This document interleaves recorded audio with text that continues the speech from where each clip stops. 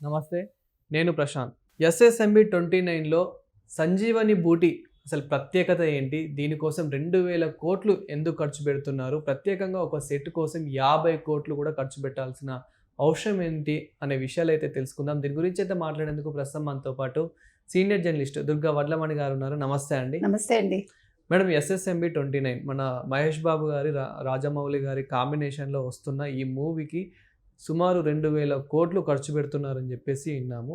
అదేవిధంగా ఈ సంజీవని బూటి ప్రత్యేకత ఏంటి ఇందులో? అంటే మీరు SSMB super star Mahesh Babu 29 అంటే 29వ పిక్చర్ ఇది.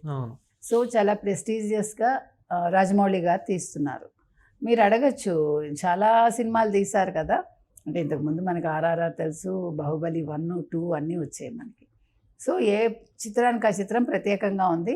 ఆయన చిన్న సినిమాలు తీశారు, అంతకుముందు సీరియల్స్ తీశారు, పెద్ద సినిమాలు తీశారు. ఒక భారతదేశ చలనచిత్ర రంగంలో ఈరోజు తెలుగు సినిమాకు ఇంత పెద్ద గుర్తింపు వచ్చిందంటే అది జాతీయంగానే కదా, అంతర్జాతీయంగా కూడా వచ్చింది. ఈరోజు సినిమా అంటే తెలుగు చిత్రమే, తెలుగు సినిమా. ఒకప్పుడు బాలీవుడ్ అనుకునేవాళ్ళు, బాలీవుడ్ని మనం దాటేసి ఈరోజు తెలుగు చిత్రమే అంటే టాలీవుడ్డే నెంబర్ 1లో ఉంది. మొన్న రేవంత్ రెడ్డి గారు కూడా ఆ మాట అన్నారు, మీరు హాలీవుడ్ని ఇక్కడ తెచ్చేసేయండి, దానికోసం మీరు అంటే ఏం చేస్తారో చెయ్యండి, నేను ఎంత డబ్బైనా ఖర్చు పెడతా అంటే. ఇక్కడ ఒక పెద్ద నిర్మాణ సంస్థను నిర్మించమను, మరి ఏంటో ఆయన ఉద్దేశం నాకు అర్థం కాదు. ఉండొచ్చు, అలాగే ఉండొచ్చు. సో ఏది ఏమైనా ఈ సంజీవని బూటి, అసలు సంజీవని బూటి అంటే ఏంటి? బూటి అంటే మూలిక. ఇప్పుడు మీకు ఆయుర్వేదంలో మూలికలు వస్తాయి కదా, మూలికలు వాడతారంటే రకరకాల మొక్కలకు సంబంధించిన వాటికి సంబంధించిందే మూలికలు. అంటే అవి కాండాలు కావచ్చు, లేకపోతే వేళ్ళు కావచ్చు, లేకపోతే కొమ్మలు కావచ్చు, ఏదైనా ఆకులు కావచ్చు, ఏదైనా కావచ్చు. సో ఈ మూలికలకి సంబంధించి ఈ మూలికకి సంబంధించి సంజీవని బూటి. సంజీవని అంటే ఏంటి? మనకి పునరుజ్జీవనాన్ని ఇచ్చేది. అంటే ఒక మనిషిని బతికించడానికి పూర్వం సంజీవని వాడేవారు. ఈ సంజీవని ప్రస్తావన మనకి ఎక్కడ వస్తుంది? రామాయణంలో వస్తుంది. రామాయణంలో మీకు లక్ష్మణుడు మూర్ఛపోయినప్పుడు హనుమంతుడు సుషేణుడిని తీసుకొస్తాడు, ఇంటితో సహా తీసుకొచ్చేస్తాడు. అప్పుడు సుషేణుడు నాకు సంజీవని కావాలి, అప్పుడు నేను బతికిస్తానంటాడు. బతికిస్తానంటే అప్పుడు హనుమంతుడు వెళ్ళి మొత్తం సంజీవని పర్వతాన్ని తీసుకొచ్చేస్తాడు. అంటే ఆ పర్వతం మొత్తం అందులో మీకు మూలికలు ఉంటాయి కాబట్టి ఆ మూలికలతో సహా అతనికి ఏది సంజీవని అనేది తెలియలేదు మొక్క. సో మొత్తం పర్వతం ఎత్తుకొచ్చేస్తాడు. అందుకని దానికి సంజీవని పర్వతం అని పేరు వచ్చింది. మీకు ఈ కథ వింటుంటే మీకు ఇంకోటి కూడా గుర్తు రావాలి, ఒక సినిమా గుర్తొస్తుంది మీకు. ఏంటి చెప్పండి? చాలా పెద్ద హిట్ తెలుగులో, సూపర్ డూపర్ హిట్. అసలు ఆ సినిమా హిట్ అవుతుందని అనుకోవాలా.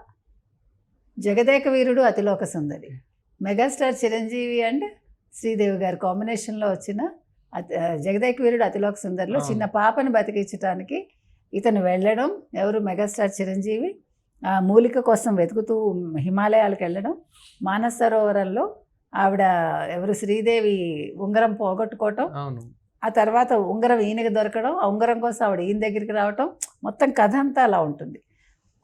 అంటే అది ఊహించని విధంగా పెద్ద హిట్ అయింది అది. అందులో పాటలు చెప్పొద్దు, రాఘవేంద్రరావు గారి దర్శకత్వం అది.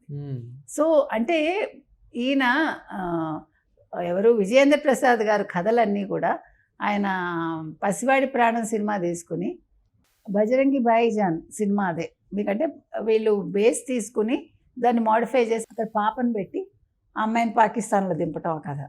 అంటే విజయేంద్ర ప్రసాద్ గారి కథేనా ఇది కూడా, లేకపోతే రాజమౌళి కథ నాకు తెలీదు. కానీ మొత్తానికి మనకి ఈ సంజీవని బూటి అనే దాన్ని తీసుకుని ఇవాళ అంటే ఇది బేస్గా ఈ కథ ఉండొచ్చు. ఈ కథలో మరి మహేష్ బాబు వెళ్ళి దాన్ని సాధించుకుని వస్తారా? హీరోయిన్కి ఏదైనా అవుతుందా? లేకపోతే హీరోయిన్కి సంబంధించిన వాళ్ళకి ఏదైనా అవుతుందా? అసలు సంజీవని ప్రస్తావన ఎందుకు వచ్చింది? ఈ మూలిక ఎందుకు తీసుకురావాల్సి వస్తుంది? ఇవన్నీ కూడా మనకి చాలా అంటే కుతూహలంగా ఉన్నాయి. అయితే ఆల్రెడీ ఒక జగదేక వీరుడు అతిలోక సుందరి అంత హిట్ అయ్యాక ఆ రేంజ్లో ఈ సినిమా హిట్ అవుతుందా? హిట్ చేయగలరా రాజమౌళి?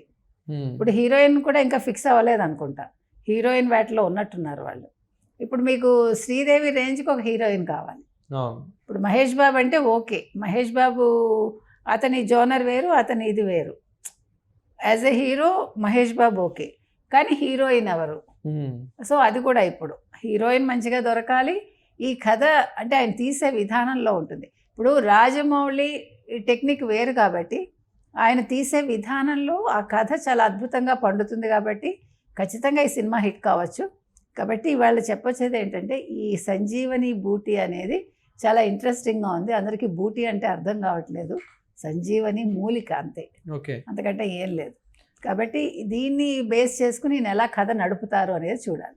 మేడం ఎప్పుడైతే మన హనుమంతుడు ఆ సంజీవని బూటి అంటే ఆ సంజీవని మూలికలు లక్ష్మణుడి కోసం తెస్తారో, సో సేమ్ ఏంటి అదే విధంగా స్టోరీ ఎక్స్పెక్ట్ చేయొచ్చా? అంటే మనం ఏదైతే విన్నామో అనే కొన్ని విజువల్స్లో చూసామో, సో ఇప్పుడు ఈ SSMB 29లో కూడా ఈ సంజీవని బూటి స్టోరీ ఆ విధంగానే ఉంటుందని మనం ఏమైనా ఎక్స్పెక్ట్ చేయొచ్చా? చెప్పలేం.